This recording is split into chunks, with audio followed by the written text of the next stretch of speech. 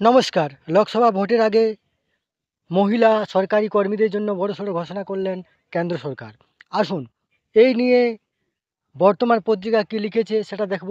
তার আগে আপনারা অবশ্যই আমার চ্যানেলটি সাবস্ক্রাইব করে নেবেন। আসুন দেখুন, সন্তানকেও পেনশনে নমিনি করতে পারবে মহিলা কর্মীরা, ঘোষণা কেন্দ্রের।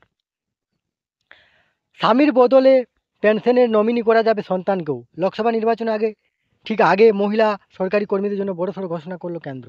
এতদিন কোনো বিবাহিতা নারী কর্মচারীর মৃত্যু হলে তার স্বামী পারিবারিক পেনশনের দাবিদার হতেন। স্বামীর অবর্তমানে তা পেতেন সন্তান বা পরিবারের অন্য কোনো সদস্য। কিন্তু এবার সেই নিয়মে বদল ঘটালো মোদী সরকার।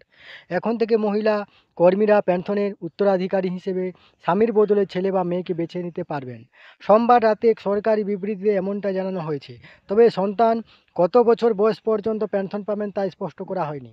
কেন্দ্রীয় কর্মী বর্গ বিভাগের রাষ্ট্রমন্ত্রী জিতেন্দ্র প্রসাদ বলেছেন, এ ব্যাপারে পেনশন সংক্রান্ত বিধিনিয়মে প্রয়োজনীয় সংশোধন ঘটানো হয়েছে।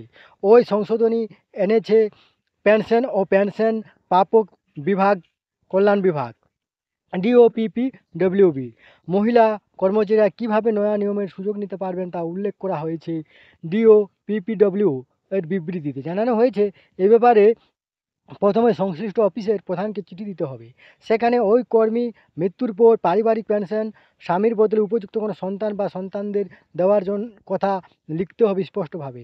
এই প্রক্রিয়া চলাকালে সংশ্লিষ্ট কর্মীর মৃত্যু হলেও তার ইচ্ছা অনুযায়ী পেনশন বরাদ্দ হবে। তবে সন্তানের অবর্তমানে সংশ্লিষ্ট মহিলা কর্মীর স্বামী হবেন দাবিদার।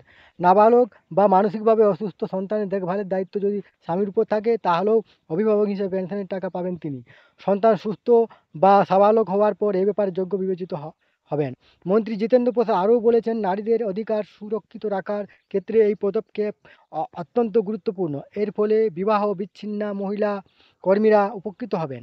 সেই সঙ্গে গার্হস্থ্য হিংসা, পণ বিরোধী আইন বা ফৌজদারি আইনে স্বামীর বিরুদ্ধে মামলা চললেও এই সংশোধনী কার্যকর ভূমিকা নেবে। এই তথ্যটি আপনার সাথে শেয়ার করলাম। ধন্যবাদ।